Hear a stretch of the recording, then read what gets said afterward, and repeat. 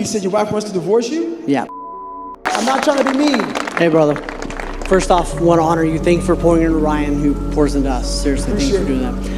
I have a PC question, and then the one I really need to ask. So A PC question? I'm just going to ask the real question, if that's all right. The one I'm scared to ask. Go ahead. Safe place, right?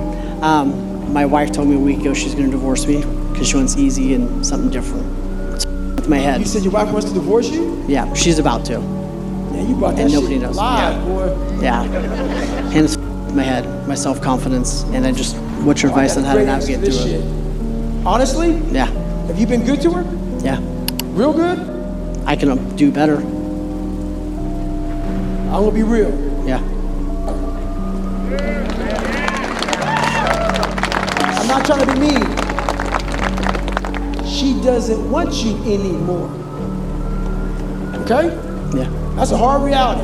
Yeah. I've had several that don't want me anymore. And it hurt, lost weight, gained weight, couldn't sleep, crazy. While that is out there getting ass, chilling out, going to club, and I'm miserable, wasting time while she's living. It's a real easy answer.